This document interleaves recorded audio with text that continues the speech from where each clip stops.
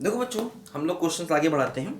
देखो ध्यान दो, ये क्वेश्चन हमें देखो यहाँ पर दिया गया है, अच्छा क्वेश्चन है।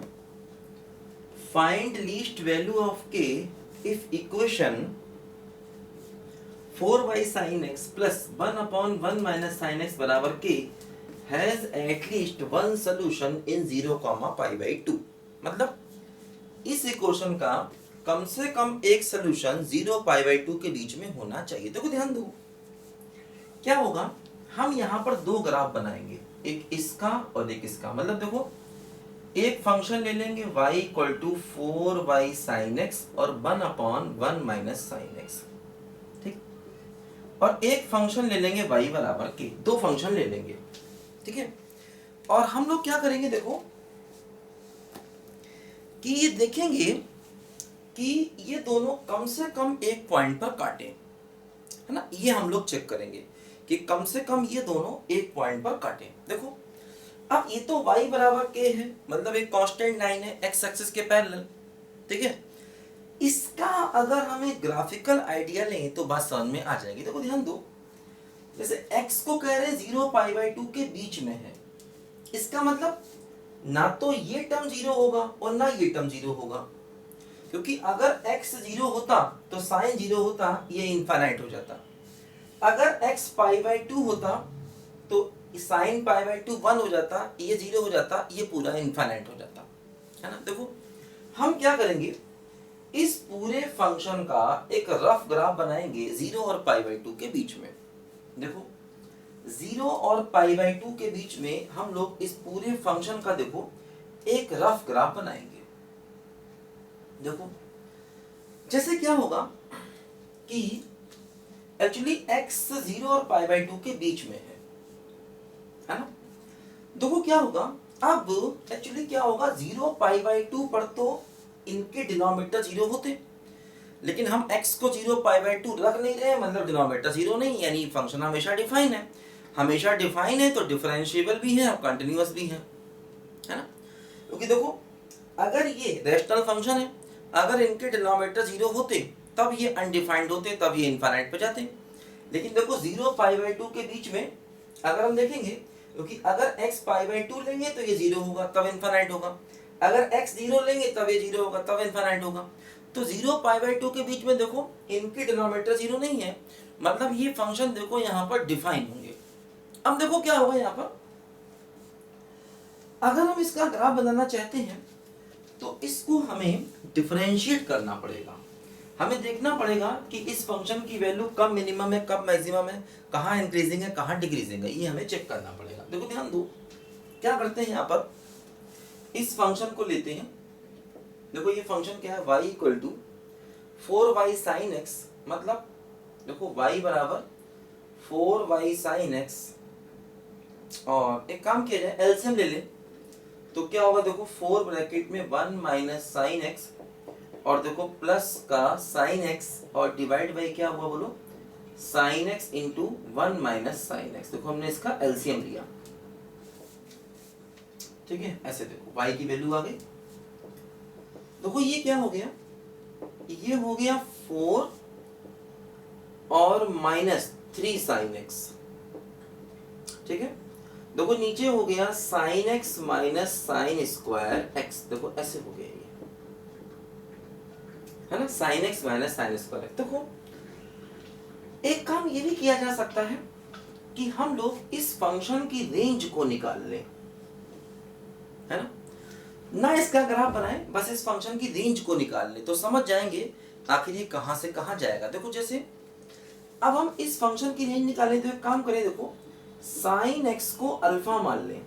देखो y बराबर क्या हो गया, 4 minus 3 alpha upon alpha minus alpha square.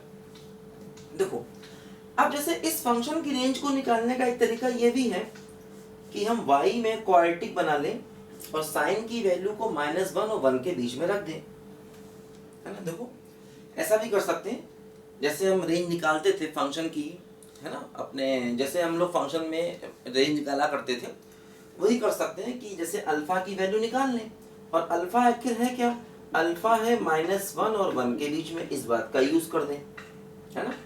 Alpha की वैल्यू फाइंड कर लें और अल्फा -1 और 1 के बीच में इस बात का यूज कर लें। या एक काम ये भी कर सकते हैं, देखो इसको हम फंक्शन की हेल्प से भी इसका ग्राफ बना सकते हैं। हमें कुल मिलाकर के देखो इस फंक्शन का ग्राफ बनाना है ना।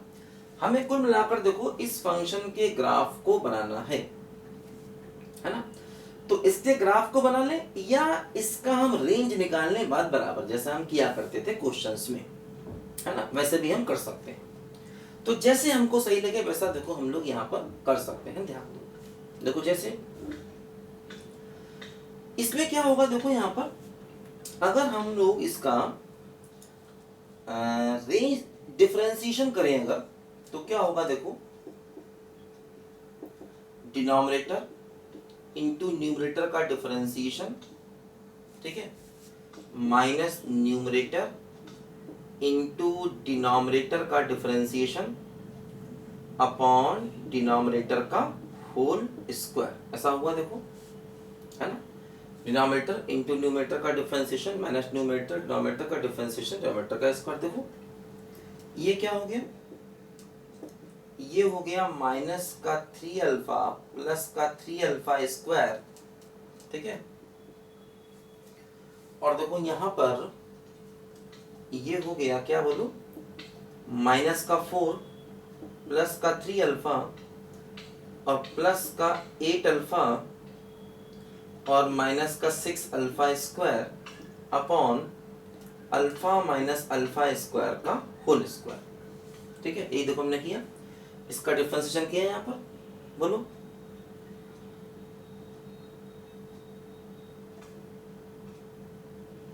ठीक है। देखो ये हुआ क्या, ये देखो आपस में कैंसिल, ये क्या बचा, माइनस का 3 अल्फा स्क्वायर और प्लस का 8 alpha minus 4 upon alpha minus alpha square का होल स्क्वायर, ठीक। देखो यहां से माइनस कॉमन ले लिया जाए तो 3 अल्फा स्क्वायर माइनस का 8 अल्फा प्लस का 4 upon alpha minus alpha square का होल स्क्वायर, ठीक है। देखो इसके फैक्टर कर दिए जाए, ऐसा देखो ये 3 alpha square minus 8 alpha plus 4 है, देखो ये होगा माइनस का 6 अल्फा माइनस का 2 अल्फा प्लस का 4, 3 अल्फा कॉमन तो अल्फा माइनस 2 माइनस 1 माइनस देखो 2 कॉमन तो अल्फा माइनस 2 तो अल्फा माइनस 2 और 3 अल्फा माइनस 2, देखो ऐसे आ रहा है यहाँ पर, ठीक है। देखो ये हो गया -1 और अल्फा माइनस 2 और 3 अल्फा माइनस 2 और upon alpha minus alpha square का होल स्क्वायर, देखो ये है, ठीक है। देखो इससे हमें क्या होगा कि जैसे इसका साइन अगर देखा जाए, इसका ना अल्फा माइनस 2 और 3 अल्फा माइनस 2 का देखो ऐसे एक पॉइंट हो गया क्या 2/3 और एक पॉइंट देखो हो गया 2, देखो ऐसा होगा ये पॉजिटिव नेगेटिव और पॉजिटिव, ठीक। ये इसका साइन है, हमें साइन किसका चाहिए बोलो, हमें साइन चाहिए dy/d अल्फा का। तो उसका अगर हम साइन देखेंगे देखो, तो देखो ये ऐसे करके होगा, यहां हो गया 2/3 और देखो यहां हो गया 2, देखो ये हो गया माइनस प्लस माइनस, देखो ऐसे हो गया ये, ठीक। मतलब देखो अगर हम इस फंक्शन का ग्राफ बनाएंगे तो देखो ये 2/3 और 2 इन दो पॉइंट्स को जरा हमें देखना पड़ेगा, 2/3 को 2 को देखो, जैसे कि अगर हम यहाँ पर डिनोमिनेटर को देखेंगे तो डिनोमिनेटर भी 0 होगा। देखो जैसे अगर हम डिनोमिनेटर को देखें, ठीक है, अल्फा कॉमन ले लें तो देखो अल्फा बराबर 0 होगा और 1 होगा, देखो इन दोनों पॉइंट्स पर डिनोमिनेटर 0 हो जाएगा। ध्यान दो 0 पर और 1 पर डिनोमिनेटर 0 होगा, मतलब फंक्शन इनफाइनाइट पर जाएगा।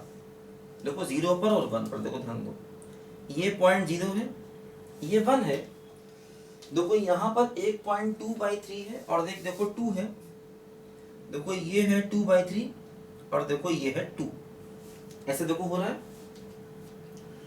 अब देखो क्या हो रहा है, अगर हम इस फंक्शन का ग्राफ बनाना चाहते हैं y बराबर 4 minus 3 alpha upon alpha minus alpha square, इसका ग्राफ बनाना देखो हम लोग चाहते हैं। देखो क्या होगा, जैसे अगर हम 0 और 1 पर देखेंगे तो देखो ये फंक्शन इनफाइनाइट पर जाएगा, 0 पर और 1 पर भी। देखो इसका साइन अगर देखा जाए, देखो ये हो गया क्या, -3 कॉमन, तो अल्फा -4/3। देखो अल्फा कॉमन, 1 माइनस अल्फा, यहाँ से ही माइनस कॉमन ले लोगे तो 3 ब्रैकेट में अल्फा -4/3 और देखो अल्फा इंटू अल्फा -1। देखो ऐसे ये हो जाएगा यहाँ पर, है ना। क्योंकि इसका भी साइन अगर देख लें तो आसानी रहती है ग्राफ को बनाने में, है ना। अगर हम y का भी साइन देख लें तो ग्राफ को बनाने में देखो हमें काफी आसानी हो जाती है, ठीक है। अब देखो इसका अगर साइन देखा जाए y का, देखो ऐसे करके है, एक पॉइंट अल्फा की वैल्यू 0 है, एक अल्फा 1 है और एक देखो अल्फा है 4/3। देखो ऐसे हो रहा है। अब देखो ऐसे हुआ, पॉजिटिव निगेटिव पॉजिटिव और निगेटिव, देखो ऐसे करके हो रहा है, ठीक है। देखो अब इसका हम लोग यहाँ पर ग्राफ बनाते हैं अल्फा वाले फंक्शन का, इससे हमें इस फंक्शन का रेंज मिल जाएगा, ठीक है। देखो यहाँ पर क्या हुआ, ऐसे ग्राफ हम लोगों ने बहुत बनाए हैं पहले भी। एक्चुअली रैशनल फंक्शन है ये, इसका ग्राफ हम बना सकते हैं आसानी से, वही देखो कर रहे हैं। देखो जैसे ये देखो, ये अपना d/ds का साइन है। देखो 2/3 और 2, देखो ये है 0, यहां पर कहीं देखो 2/3 होगा, फिर देखो 1 आएगा, फिर देखो 4/3 होगा, ठीक है। और उसके बाद देखो कहीं जा करके यहाँ पर 2 आएगा, ये 1 है, मान लो ये 4/3 है, और देखो यहाँ पर कहीं ये 2 आएगा, ध्यान दो, ठीक। देखो 2/3 2, हाँ देखो 2/3 और देखो यहाँ पर 1 है, ठीक है, फिर 4/3 फिर 2। देखो ध्यान दो क्या होगा, देखो जैसे 2/3 के पीछे d/dx नेगेटिव है, मतलब फंक्शन डिक्रीजिंग होगा, और 2/3 2 के बीच में इंक्रीजिंग होगा। देखो जैसे 0 पर ये फंक्शन और 1 पर ये फंक्शन इन्फिनिटी जाएगा। देखो जैसे 0 पर ये फंक्शन इन्फिनिटी जाएगा और 0 के पीछे देखो ये फंक्शन डिक्रीजिंग है ना, और 0 के आगे देखो इंक्रीजिंग है।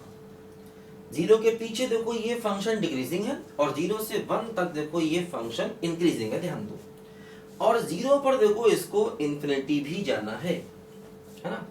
0 पर देखो ये इसका y का साइन है, सॉरी देखो ये y का साइन है, ये साइन इंक्रीजिंग डिक्रीजिंग का है। 2/3 के देखो पीछे ये डिक्रीजिंग है ना, और 2/3 से लेकर 2 तक देखो ये फंक्शन इंक्रीजिंग है ना। देखो ये y का साइन है। अब हमें 2/3 पर फंक्शन की वैल्यू भी देखनी पड़ेगी। 2/3 पर आखिर फंक्शन की वैल्यू क्या होती है ये भी हमें एक बार चेक करना पड़ेगा। लिखो बच्चों ध्यान से फटाफट इसको जरा पहले।